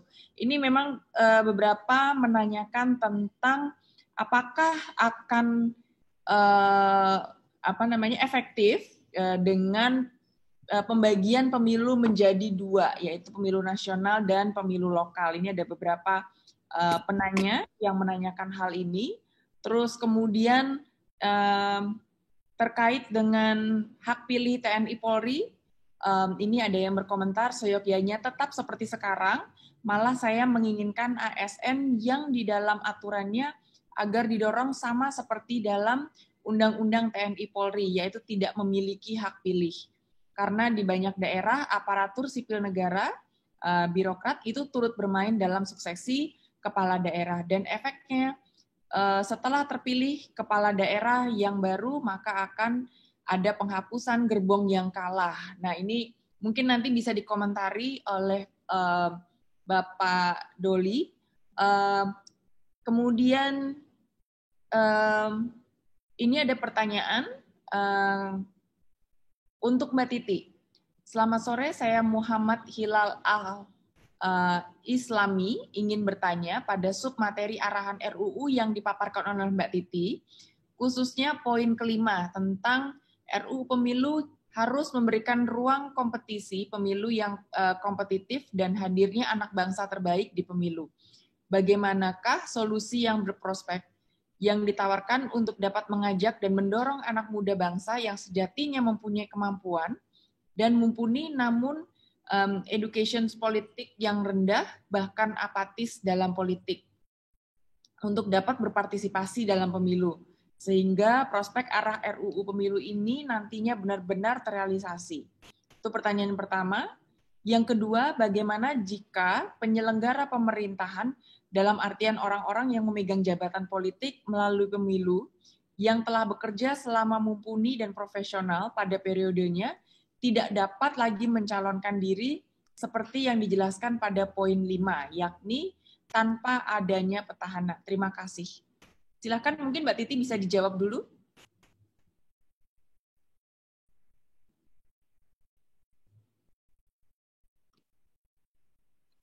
Mbak Titi masih mute? Oh, bisa di-unmute? Boleh. Mbak Titi masih ya. di... Mbak Erika, boleh dibantu saya tadi pertanyaan pertama agak terlewat sedikit. Oke, bagaimana yang pertama tadi? Sebentar.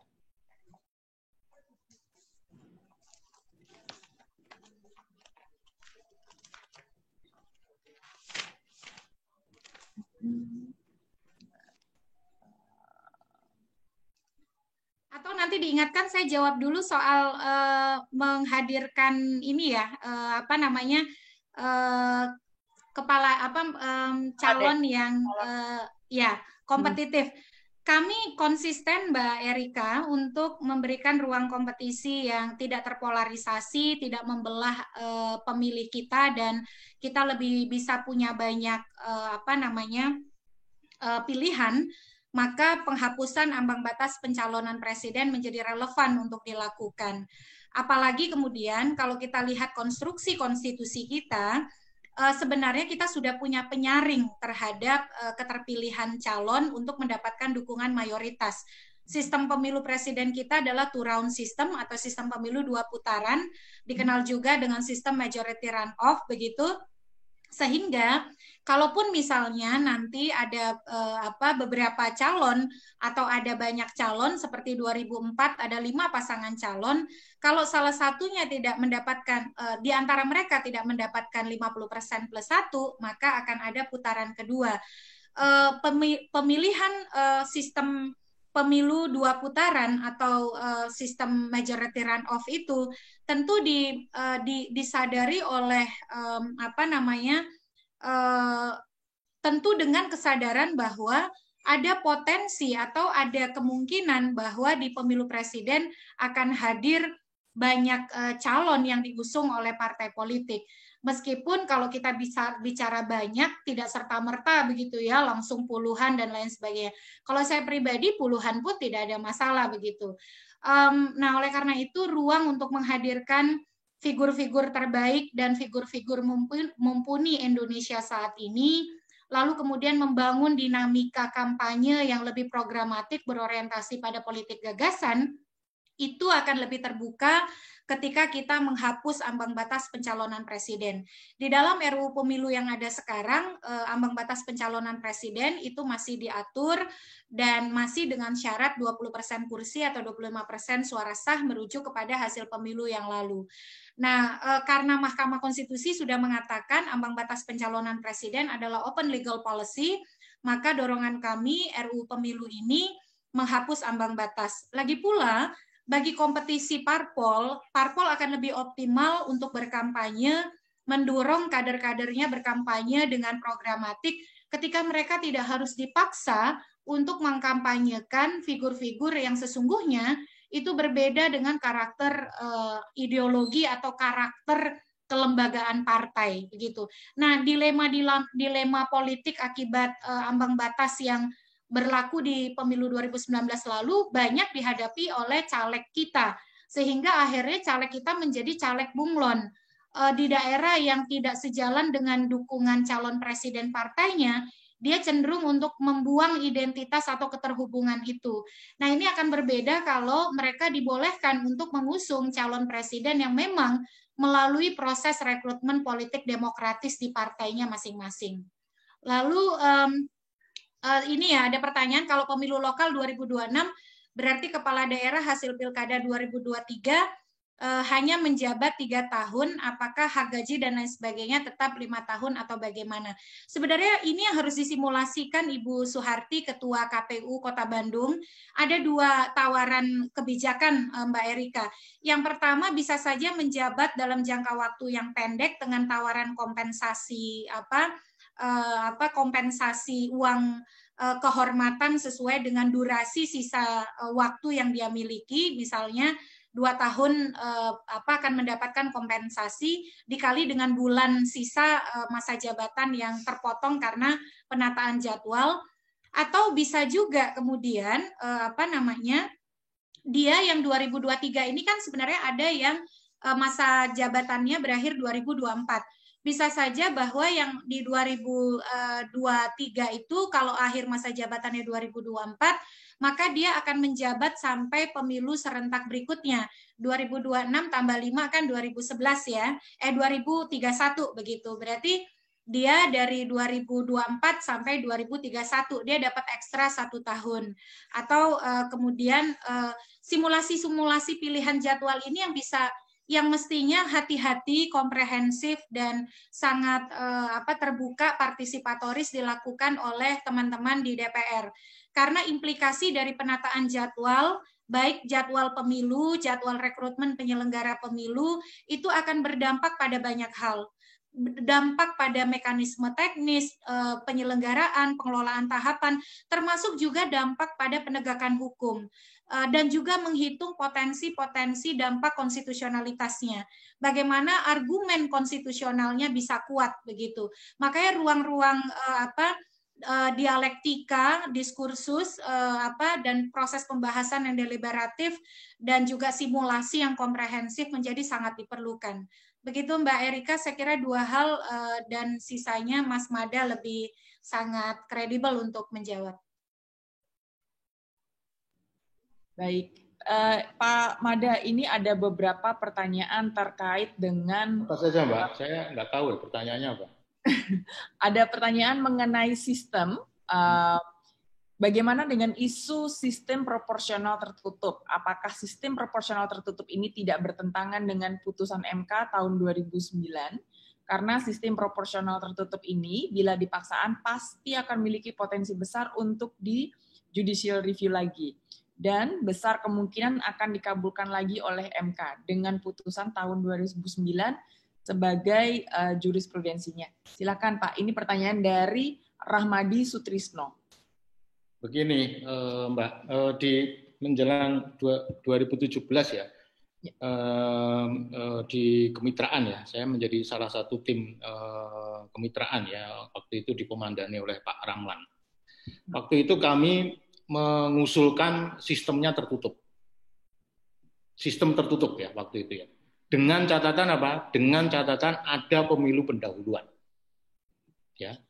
Jadi untuk pileg, sebenarnya tidak hanya untuk pileg tapi juga untuk pilpres kami sangat mendorong adanya pemilu pendahuluan yang itu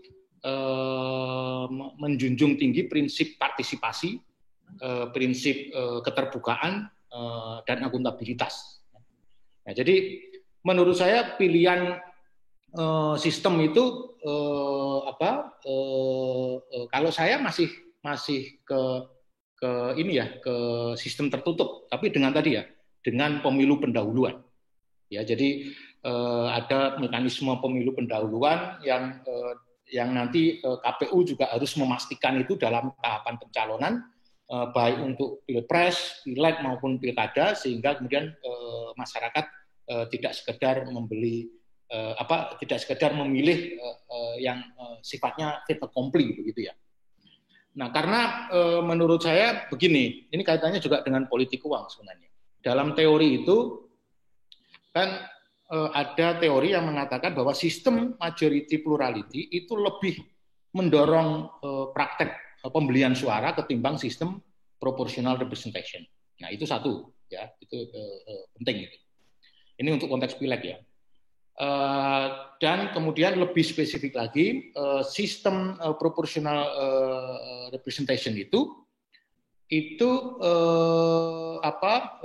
yang berbasis pada kandidat itu juga semakin mendorong pembelian suara, praktek-praktek pembelian suara. Lebih jauh lagi, sistem terbuka yang dimensi kompetisi antar kandidat di interpartai lebih tinggi daripada antar partai, itu juga semakin mendorong praktek politik uang. Itu yang terjadi dengan Brasil.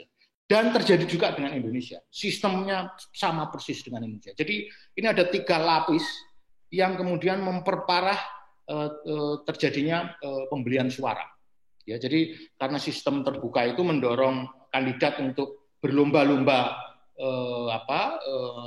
berkampanye secara mengandalkan strategi personal mereka, dan apalagi ketika kompetisinya itu antar kandidat di dalam satu partai, wah itu lebih mendorong lagi kandidat untuk tampil all out ya dalam memobilisasi suara, sehingga kemudian sangat potensi terjadinya pembelian suara sebagai strategi dari mobilisasi dukungan itu. Nah, jadi tapi begini, ini mungkin perlu didiskusikan lebih lanjut. Termasuk yang saya juga menjadi catatan, ini juga saya sampaikan di Badan Pengkajian MPR kemarin, soal sistem pilpresnya yang 2 putaran itu apakah masih relevan dengan serentak? Ya, saya kira itu perlu dipertimbangkan gitu ya, karena kalau kemarin kan kebetulan calonnya 2, hanya 1 putaran. Gitu. Tapi kalau calonnya lebih 2 dan kemudian ada putaran kedua, maka dimensi keserentakan itu masih didapatkan nggak? Ini juga sebenarnya masih, dan ini menurut saya MK juga tidak mempertimbangkan hal ini begitu. Nah, nanti 2024 itu gimana itu kalau masih 2 putaran serentak? Itu gimana? Apakah putaran keduanya, kalau memang ada putaran 2 dan itu sangat terbuka sekali peluang itu kemudian masih bisa disebut sebagai pemilu serentak? Nah, gitu. Jadi ini ada problem di sistem pilpresnya, sehingga karena begini prinsipnya dalam teori itu juga, kalau semakin banyak pemilu itu diselenggarakan pada saat yang sama, itu prinsipnya adalah gunakan sistem pemilu yang paling sederhana untuk masing-masing pemilu. Jangan justru menggunakan sistem pemilu yang rumit untuk masing-masing pemilu, karena itu akan menambah kerumitan dan itu akan sangat tidak pas ya, baik dari sisi pemilih, penyelenggara maupun peserta. Sehingga prinsipnya menurut saya semakin akan dijadikan satu, ya semakin pilihlah sistem yang sederhana. Sehingga termasuk pilkada ya, ada usulan juga agar pilkada untuk gubernur ya, misalnya di tingkatan provinsi itu dipilih langsung oleh DPRD ya, karena fungsi pemerintahan provinsi itu yang sebenarnya lebih heavy kepanjangan tangan pemerintah pusat ya, bukan titik berat daerah otonom. Sehingga itu mungkin juga bisa dipertimbangkan opsi itu, sehingga itu juga mengurangi jumlah pemilunya. Tapi ya keep it simple gitulah. Kalau kemudian kita mau menyerentakkan semua ini, jangan justru menambah rumit diri kita sendiri, mempersulit diri kita sendiri. Pada prinsipnya itu saja, Mbak. Sehingga pilihan-pilihan sistem nanti saya kira juga tergantung dengan tadi ya, jadi kalau sistem pemilu itu kan sebenarnya ada banyak unsurnya ya. Waktu itu hanya salah satu saja. Ada soal pencoblosan, penyuaraan, pencalonan, metode konversi suara ke kursi dan seterusnya. Itu satu sama lain sangat terkait. Jadi nggak bisa kita membicarakan sistem penyuaraan terpisah dengan waktu misalnya, atau dengan pencalonan misalnya. Itu semuanya sangat terkait. Nah, tentu saja ini ada Pak Doli sudah hadir di sini. Ini ada kesempatan yang bagus ini. Tentu saja kita perlu simulasikan itu pilihan-pilihan itu, kemudian kita hitung cost and benefit-nya dari masing-masing pilihan, dan sekali lagi pilihan-pilihan itu harus kita arahkan pada tujuan. Sebenarnya kita mau apa sih dengan pemilu ini, sehingga tidak menjadikan pemilu itu sendiri sebagai tujuan. Pemilu itu hanya sekedar sarana untuk mencapai tujuan tertentu. Nah, tujuan tertentunya apa? Menurut saya ya DPR itu yang harus membuat tujuan pemilu kita ini lebih jernih, lebih tegas, sehingga semua yang kaitannya dengan soal-soal teknis itu mengarahnya ke sana. Baik, terima kasih Pak Mada untuk jawabannya. Ini tadi membahas tentang proporsional, sistem pemilu proporsional tertutup atau terbuka. Ini Bapak Doli sudah bergabung lagi. Terima kasih Pak. Ini langsung ada pertanyaan untuk Bapak Doli. Dari Lina Yati Lestari, Universitas Riau Kepulauan. Kemana arah pemilu kita ke depan? Akan secara serius memperkuat sistem presidensialisme multipartai yang problematik itu, atau masih akan syarat dengan tarik-menarik kepentingan politik, partai politik sebagai peserta pemilu yang ingin mendapatkan kursi sebanyak-banyaknya? Okay. Ya, terima kasih. Saya kira sistem pemerintahan kita yang presidensial itu hampir disebutkan sebagai sebuah konsensus ya buat kita semua ya. Dengan kontur negara kita yang archipelago gitu ya, kemudian kultur masyarakat kita yang sangat beragam. Nah, pilihan-pilihan terhadap sistem pemerintahan itu saya kira sudah hampir final ya soal presidensial ini. Paling tidak sampai saat inilah. Nah, tinggal persoalannya adalah kalau kita mau efektifkan ya, sistem presidensial ini, tentu itu akan bisa selaras dengan parlemen yang multipartai sederhana. Kalau saya sistemnya begitu ya. Tidak terlalu besar, ya, tapi juga tidak terlalu minim. Nah, problemnya kemudian adalah memang kalau dipaksakan, ya, kita untuk secara langsung, ya, dan drastis kepada penyederhanaan, misalnya katakanlah harus 4 atau 5 partai, gitu ya. Nah, ini kan juga akan menimbulkan ada ya kontraksi di dalam demokrasi kita. Gitu. Nah, yang perlu dicatat adalah, tadi saya di awal mengatakan, kita ini sudah melewati era reformasi ini selama 22 tahun. 5 kali pemilu, dan sebetulnya secara kultural juga proses seleksi terhadap, atau proses seleksi terhadap penyelenggaraan partai politik kan sudah terjadi. Nah, oleh karena itu ini harus terus dijaga. Nah, itulah makanya kenapa kita harus sudah membuat dalam rancangan undang-undang pemilu sekarang ini, yang kita harapkan ini berjangka panjang diberlakukan, ini kita cari mana yang paling tepat. Ya. Nah, oleh karena itu dalam kaitan itu kita mengusulkan adanya penambahan threshold, ya. Kemudian juga pengecilan jumlah kursi per dapil. Kita nggak usah debatkan dulu misalnya soal ada yang mengusulkan 5, ada yang mengusulkan 7 gitu. Tapi sebagian besar ya fraksi-fraksi di DPR ini mengusulkan adanya penambahan ya. Parliamentary threshold dalam rangka itu tadi, bagaimana mengkompatibelkan antara sistem presidensial dengan parlemen yang multipartai sederhana. Nah, sehingga nanti konfigurasinya betul-betul mewakili ya representasi dari aspirasi masyarakat. Saya kira itu. Oke, baik. Terima kasih Bapak.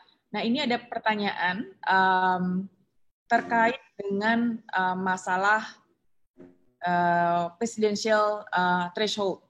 Kenapa pada Undang-Undang Pemilu untuk presidential threshold tidak dihapuskan atau dihilangkan saja agar memberi peluang yang sama untuk calon peserta pemilu? Nah, mungkin Bapak Doli bisa menjawab, kemudian nanti Mbak Titi. Ya, ini juga masih banyak perdebatan ya soal presidensial threshold ini, juga di kami. termasuk ada juga yang mengusulkan supaya itu tidak dihapuskan. Tapi begini, saya kira kan dalam proses pencalonan presiden dan wakil presiden sebagai pemimpin tertinggi, kita kan juga harus memilih orang-orang yang betul-betul terbaik. Nah, oleh karena itu prosesnya juga proses yang cukup ketat seharusnya. Nah, itu yang pertama. Yang kedua, dalam pembangunan demokrasi kan salah satu pilarnya adalah partai politik. Nah, di situ kan diatur partai bahwa yang berhak mencalonkan itu adalah partai politik dan gabungan partai-partai politik. Nah, tentu saya kira partai politik ini yang mempunyai hak untuk mencalonkan juga kan harus diperhitungkan tentang prestasi-prestasinya. Saya kira apa yang dilakukan oleh partai politik dalam waktu tertentu itu kan harus juga diberi apresiasi sebagai partai politik yang memang mewakili ya, konstituennya, memberikan dukungan atau pencalonan terhadap calon tertentu. Nah, kalau misalnya problem yang kemudian sering diperdebatkan karena kita punya pengalaman kemarin ya, di tahun 2019 dengan pakai presidensial threshold yang sekarang muncul 2 calon, ya sebetulnya itu lebih pada faktor bukan kena aturannya, tapi karena memang terjadi konsolidasi partai politik dengan calon atau bakal calonnya begitu. Karena kalau dihitung matematis, katakanlah 20% suara dan 25% kursi itu kan bisa 5 ya, 4 atau 5 calon sebetulnya. Tetapi kan figur yang muncul, calon yang muncul itu kan memang dari masyarakat cuman ada 2 pada saat itu, maka kemudian terkonsentrasilah kepada 2 dukungan partai politik itu. Nah, tapi sekali lagi tentu nanti kita akan coba lihat perkembangan ya, menyerap aspirasi karena opsinya sekarang berkembang ya. Ada yang mengatakan kalau dengan alasan yang tadi itu kita turunkan sajalah 10% dari partai politik, dukungan suara 15% dari kursi DPR gitu misalnya. Ada juga yang menyampaikan disamakan saja ya dengan besaran parliamentary threshold. Nah, juga ada yang kemudian mengatakan sudah dinolkan saja. Saya kira itu. Baik, terima kasih Bapak. Nah, Mbak Titi, saya ingat banget waktu jelang pemilu 2019, 2 kali ada judicial review terkait dengan presidential threshold ini, gitu.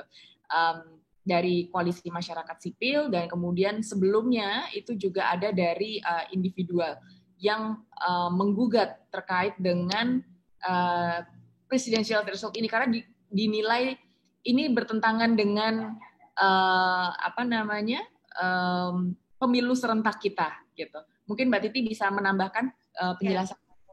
Iya, sebenarnya dorongan kami agar ada penghapusan ambang batas pencalonan presiden itu karena adanya pasal 6A ayat 2 Undang-Undang Dasar 1945 yang menyebutkan bahwa pasangan calon presiden dan wakil presiden diusulkan oleh partai politik atau gabungan partai politik peserta pemilihan umum sebelum pelaksanaan pemilihan umum. Jadi pelaksanaan pemilihan umum sendiri merujuk kepada hari pemungutan suara. Karena pasal 6A ayat 2 memberikan akses hak pada partai politik peserta pemilu selain gabungan partai politik peserta pemilu, maka itu kami maknai sesungguhnya kalau soal partai politik sudah menjadi peserta pemilu, maka serta-merta dia memiliki hak untuk mengusung calon presiden. Dan ada pertimbangan lain soal misalnya tadi ya, bahwa dalam pemilu serentak, kalau misalnya kita merujuk kepada hasil pemilu sebelumnya, maka kemudian yang dimaksud peserta pemilu bukan peserta tidak terhadap semua peserta pemilu, berarti ada ketidakadilan perlakuan, hanya peserta pemilu yang punya kursi atau suara dari hasil pemilu sebelumnya. Sementara kan tidak semua peserta pemilu itu punya kursi atau suara dari hasil pemilu sebelumnya. Tapi di putusan Mahkamah Konstitusi pertimbangannya lagi-lagi itu merupakan open legal policy, kebijakan politik hukum terbuka, dan dampaknya adalah ambang batas pencalonan presiden menciptakan polarisasi dan keterbelahan luar biasa di masyarakat kita, menghambat kader-kader terbaik partai untuk berkompetisi, dan juga politik gagasan itu lebih sulit untuk kita wujudkan, terutama daya kritik masyarakat bukan lagi pada kebijakan, tapi sudah pada faktor figur atau individu tertentu. Nah, itu yang saya kira Mbak Erika, kami berharap betul RUU Pemilu ini mempertimbangkan untuk menampilkan kompetisi 2024 yang dinamis, yang kompetitif dengan ragam pilihan, dan tadi tidak perlu terlalu khawatir. Saya kira partai pun akan logis di dalam memilih koalisi atau kemudian memutuskan untuk mencalonkan kandidat. Mungkin Mas Mada, karena ini menyangkut koalisi, ada tambahan. Begitu Mbak Erika. Baik, terima kasih Mbak Titi. Oke, ini ada satu pertanyaan terakhir. Jadi tadi ada pertanyaan menggantung yang belum dijawab Bapak Doli. Dan juga saya akan minta nanti untuk mengakhiri sesi juga jawaban dari Bapak Mada. Tadi Mbak Titi sudah melempar soal koalisi, penguatan koalisi. Ini bagaimana penguatan koalisi terutama selama pemerintahan berjalan, itu kan, pasca pemilu. Kemudian ini Bapak Doli, pertanyaan terakhir. Ini ada pertanyaan mengenai, tadi juga Mbak Titi sudah menyebutkan terkait dengan pelibatan TNI Polri untuk menjadi pemilih. Tadi Mbak Titi mengatakan boleh, tapi tidak sekarang. Nah, ini ada yang menanyakan apa dasar atau indikator yang bisa menjadi pembenaran bahwa TNI dan Polri sudah siap untuk diberikan hak pilih di pemilu. Mungkin ini Pak Doli, kemudian nanti Pak Mada, sekaligus nanti Pak Mada menjawab tentang koalisi. Silakan Pak. Ya, saya tidak akan menjawab spesifik seperti teknis pasal per pasal seperti itu, ya, karena memang isu soal TNI dan Polri ini kan sesuatu yang memang ya bisa dikatakan sensitif juga, terutama bagi kami di DPR. Oleh karena itu kami sangat hati-hati dengan soal bagaimana atau kapan waktunya ya, kita beri yang paling tepat hak untuk memilih TNI dan Polri ini. Nah, oleh karena itu saya kira kami menunggu saja ya mana pandangan-pandangan terbaik terkait dengan itu, termasuk juga nanti saya kira kita akan mendengarkan aspirasi dari bapak-bapak Polri dan TNI dalam kaitan itu.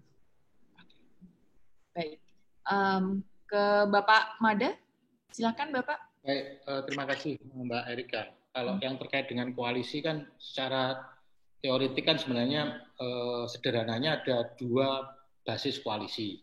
Koalisi berbasis pada kursi, perolehan kursi, dan koalisi berbasis pada ideologi. Nah, kita tinggal pilih saja mana yang kita akan mau dorong di dalam rancangan undang-undang ini, dalam desain kepemiluan kita. Apakah akan mendorong ke koalisi yang berbasis ideologi itu, atau cukup ke yang berbasis kursi saja begitu. Tentu saja disertai dengan masing-masing kesadaran ya, dan pemahaman bahwa masing-masing itu juga punya kelebihan, kekurangan, dan konsekuensi juga. Tidak berarti koalisi berbasis ideologi itu lebih bagus daripada yang sekedar berbasis kursi atau sebaliknya begitu. Masing-masing tentu saja punya kelebihan dan kelemahannya. Nah, jadi apalagi kalau kita melihat konteks Indonesia ya, yang ideologi partai juga nggak terlalu jelas. Bahkan mungkin justru kita mendorong koalisi itu bisa mendorong adanya pemerintahan yang efektif, gitu aja kan. yang kemudian bisa bekerja dengan baik sehingga tidak ada deadlock. Pemerintahan efektif itu tidak berarti bahwa tidak ada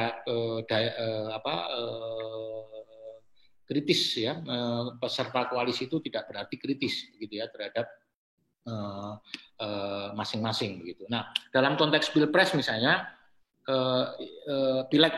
pemilu serentak 2019 yang lalu misalnya ada klausul tadi ya, pemerintahan presidensial yang efektif yang tujuan MK itu. Nah, itu perlu kita evaluasi apakah pemilu serentak kemarin sudah menciptakan pemerintahan presidensial yang efektif. Indikasi yang ada sejauh ini menurut saya efektif kok itu.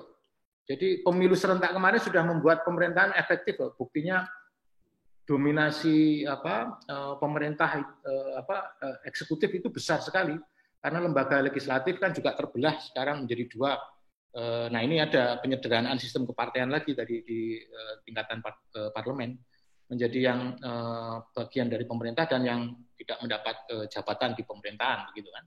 Jadi secara praktis sebenarnya sistem kepartean kita sudah tersederhanakan di parlemen meskipun di elektoral mungkin masih banyak ya. Jadi sistem kepartean itu bisa dilihat dari dua sisi sebenarnya, dari sisi elektoralnya maupun dari sisi parlemen pasca elektoral itu. Nah, jadi dan sekarang semua kebijakan Jokowi kan didukung oleh DPR begitu, sehingga dalam konteks ini sebenarnya sudah bisa dilihat dalam paling tidak sampai sejauh ini ya efektivitasnya, meskipun tadi ada istilah ada tesis kartel, ada tesis oligarki dan seterusnya, tapi ya faktanya bahwa Jokowi tidak sama sekali mendapat hambatan dari legislatif ya, misalnya dalam penanganan COVID ini ya, malah legislatif itu menyerahkan sepenuhnya ya, ke presiden ya, ke lembaga eksekutif ya, bahkan kemudian malah ngurusi undang-undang yang lain yang nggak ada kaitannya langsung dengan pandemi ya, misalnya Minerba dan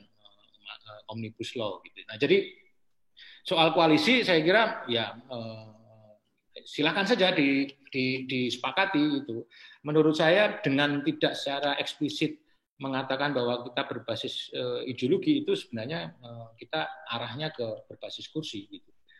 Nggak ada yang salah dengan itu adalah salah satu pilihan. Cuma dia punya kelebihan, kelemahan dan dia juga punya konsekuensi yang harus kita pahami kelebihan, kelemahan dan konsekuensinya. Saya kira itu dan mumpung ini lagi saya mohon izin pamit dulu karena ada agenda dengan anak ini karena dengan anak itu semua harus di-cancel agenda-agenda yang lain gitu karena itu hak vetonya anak begitu. Jadi senang sekali bisa ketemu dengan Pak Doli dan saya berharap kita bisa menukar pendapat tidak hanya kali ini saja Pak Doli. Dengan senang hati, Pak Wada. Nanti pasti akan diundang dan kita akan sering kontak nanti. Ya, terima kasih terkait dengan ini. Kak Titi juga saya kira ada banyak sekali yang tadi sudah bisa disampaikan. Sehat selalu Kak Titi dan sekali lagi terima kasih bisa bergabung di forum ini dan salam sehat selalu untuk kita semua. Waktu dan tempat saya kembalikan ke Mbak Erika. Sekaligus saya mohon pamit. Wassalamualaikum warahmatullahi wabarakatuh. Saya kira kita pamit semua lah ya, udah maghrib. Iya, Mbak Erika tadi saya ingin ini respon soal tadi ada pertanyaan hak pilih ya. Terakhir ya, soal hak pilih itu kan saya sempat menyampaikan, saya secara pribadi dalam praktik negara demokrasi modern memang hak pilih TNI Polri itu diberikan. Tetapi sejarah politik, sosial dan juga demokrasi kita tidak memungkinkan itu karena kepercayaan publik yang belum sepenuhnya hadir untuk memberikan hak pilih kepada TNI Polri. Jadi pilihan yang paling bijak sesuai dengan konteks politik dan demokrasi Indonesia adalah tidak memberikan hak pilih kepada TNI Polri karena pembelajaran situasi politik kita sebelumnya ketika beberapa polisi aktif menduduki posisi kepala daerah itu kan kontroversinya luar biasa. Jadi jangan sampai kemudian RUU Pemilu ini kontraproduktif dan malah kemudian menghabiskan banyak waktu dengan isu-isu kontroversi tadi Bang Doli. Jadi karena kita banyak PR untuk merumuskan tujuan pemilu, variabel sistem yang memperkuat sistem presidensil, manajemen pemilu yang memungkinkan efektivitas efisiensi proses, mekanisme pemilu yang memperkuat rasionalitas pemilih di dalam memilih, termasuk tadi pekerjaan rumah mengatasi moral hazard pemilu itu yang seperti Bang Doli sampaikan. RUU Pemilu ini fokus pada visi besar yang diterjemahkan dalam variabel teknis yang efektif, yang efisien, dan menghindari kontroversi, menghindari hadirnya hambatan pada proses pembahasan yang efektif begitu. Jadi lebih baik tidak usah mengangkat isu yang kontraproduktif karena memang kita belum siap untuk memberikan hak pilih bagi TNI dan Polri. Begitu Mbak Erika, terima kasih. Oke, baik. Saya Erika mewakili Rumah Kebangsaan mengucapkan terima kasih kepada ketiga pembicara, Bapak Ahmad Doli Tanjung, Mbak Titi Anggraini, dan juga Bapak Mada Sukmajati dari UGM. Terima kasih juga untuk kepada peserta yang sudah mengikuti sesi diskusi baik melalui Zoom maupun melalui YouTube channel. Nanti bisa diputar ulang yang tidak dapat mengikuti. Saya ucapkan terima kasih. Semoga kita bisa melanjutkan diskusi yang lebih substansial lagi di kemudian hari, karena ini masih banyak waktu buat kita mendiskusikan hal-hal tentang pemilu. Terima kasih sekali lagi. Selamat sore semuanya. Selamat sore. Terima kasih. Salam sehat selalu untuk semuanya.